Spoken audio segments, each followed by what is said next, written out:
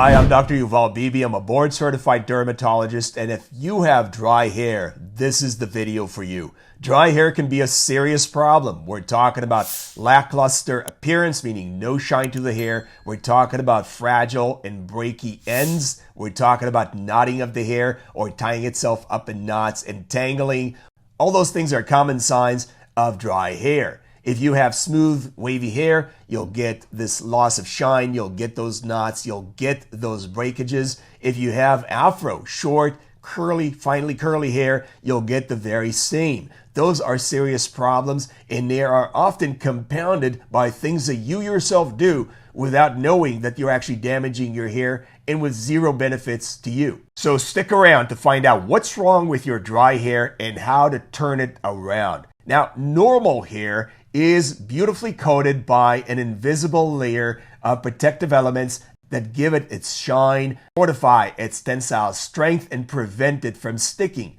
That layer is highly complex. It's made up of oils and proteins and other elements, and that layer eventually erodes as the hair grows out of the scalp further away. But hair that grows out of the scalp, that's just sprouted out of the scalp, is fully covered in those elements and is at its strongest form. When that is lost, you lose your shine, you lose your sturdiness, meaning the hair is more breaky and the hair is more likely to entangle itself in knots. You get hair clumps and you get those annoying knots that could be very difficult to untangle. Now, how does dry hair form? Well, in a nutshell, you lose that protective coat that covers the hair shaft, and there are many different mechanisms through which that happens. First of all, there is that genetic tendency. Not everybody produces the same sturdy protective coat. Some people produce more, some people produce less, some people produce less effective coats. That being said, natural tendency is an underlying factor, but you cannot change that.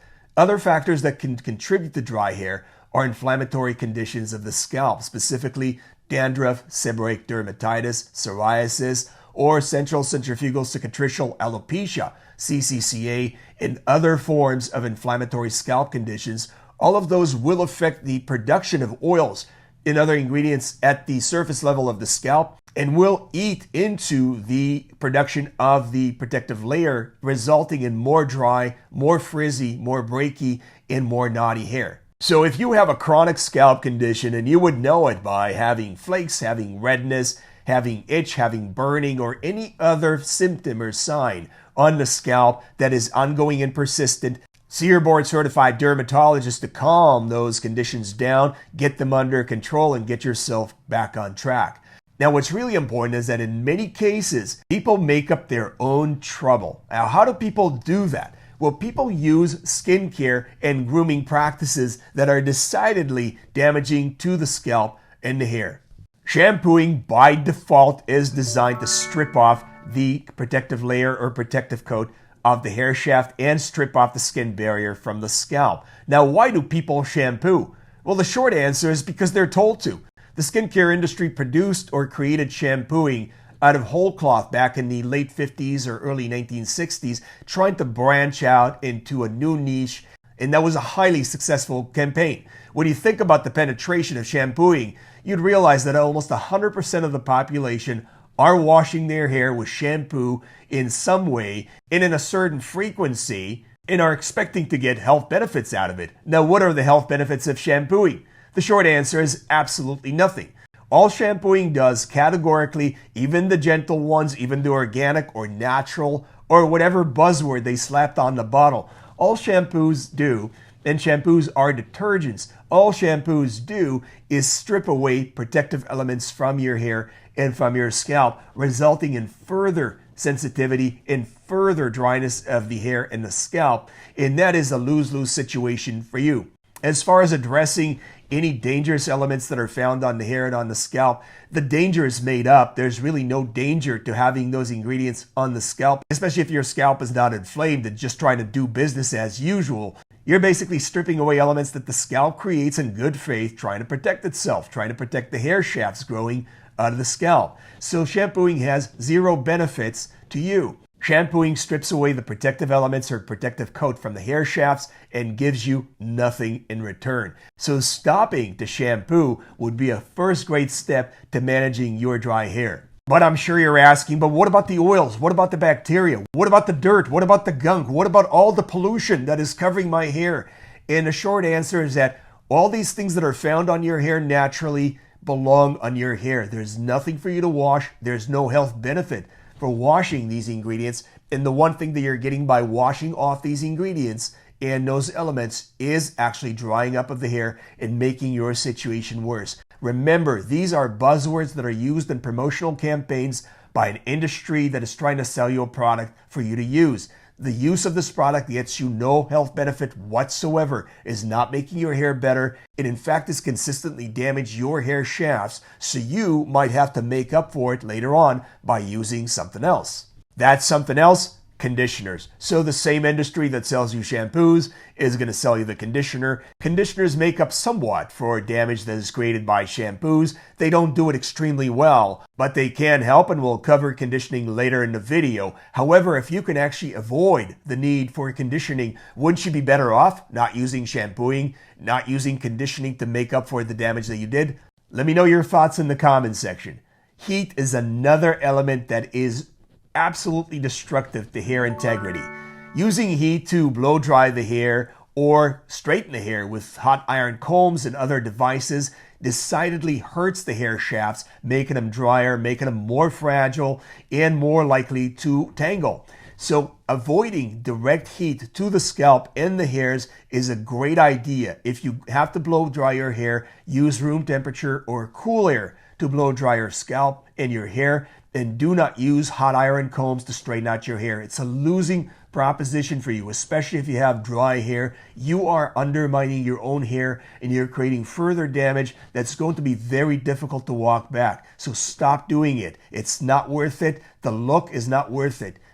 Chemical treatments of scalp and hair like dyeing, bleaching, straightening, relaxing, all those treatments decidedly dry up the hair and make the hair more fragile. Now, I know that a lot of you are interested in a certain look, but consider this. Going for that look does actually damage your hair decidedly. It's creating a need for the use of more products. It may actually damage your hair and scalp permanently. So if you can back away from those practices, and I know that for many of you, that's the look that you chose, that's the investment that you made, and it's often difficult to walk these things back. That being said, if you can afford to back away from treating your scalp with chemicals, do your best to do that and walk away from those practices. So if you can, stop chemical treatment of the scalp and the hair and watch the oil production pick back up. That's a good thing. Now, if your hair is still dry despite backing away from shampooing, despite backing away from heat, despite stopping chemically treating your scalp and hair, then you have to make up for the dry hair and protecting the scalp, allowing it to pick up oil production and other ingredient production to make up for the skin barrier and the shaft coating elements. How do you protect your scalp and hair? By conditioning. The most common conditioners out there are rinse conditioners. There are many commercially available. What conditioners do is that they coat the scalp and the hair with a form of protective element, and there are many different types of conditioners. But essentially what they do is coat the hairs in a way that gives them more strength, more shine, and lessen the likelihood of entangling and creating knots.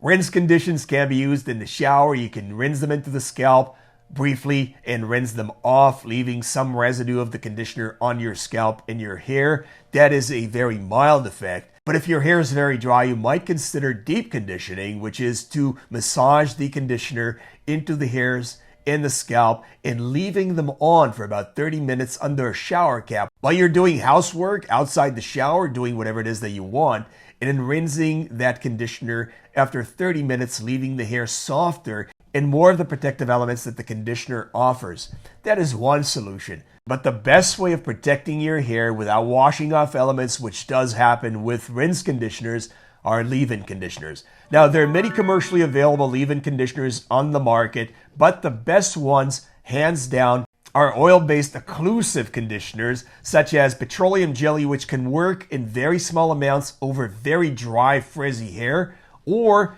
plant-based oils such as shea butter or coconut oil, or our very own Butter Oasis Moisturizing Balm, which is made with 3 edible ingredients, shea butter, cocoa butter, and argan oil, which you can massage to the ends of your hair and the scalp itself to mitigate for dryness and allow the hair and the scalp to recover. Now, for very stubborn dry hair, you may need to take it a step further by overnight conditioning by applying a conditioner like Butter Oasis Moisturizing Balm or coconut oil to the ends of the shafts and to the scalp, and covering the scalp with a shower cap or a do-rag overnight, letting the oils simmer on the scalp for the night and exerting their softening and conditioning effect on the hairs and on the scalp, waking up the next day with nice, bouncy, shiny hair. You can gently dab the residual oils from the hair shafts and from the scalp, and voila, your hair is going to feel much nicer in very short order. So there you have it. Dry hair is driven by genetics, which you cannot change, and sometimes by chronic skin conditions, which you do need to get under control with the help of your board-certified dermatologist. But for most people, dry hair is a self-inflicted problem by using too much skincare, unnecessary skincare at that, such as shampooing, heating, and chemical treatments of the scalp and the hair. Get away from those, stop drying up your hair, and if you need a leg up for the hair, consider leave-in conditioning in the form of plant-based oils that you can apply to the scalp and the hair to help the hair protect itself and help the scalp get back in business of creating the skin barrier and the protective layer that covers the hair shafts to get your hair back in order into the nice, bouncy, shiny, beautiful hair that you deserve. Let me know in the comments section what have you been able to put to good use to get your shine back and get your hair back in order. Also, don't forget to give us a thumbs up, share, and subscribe to the channel for more information about how to take great care of your hair in the most cost-effective way possible. Pick up my book, Sick Skin, Skincare Made Simple on Amazon.com, now available in audio. Thanks for watching. God bless.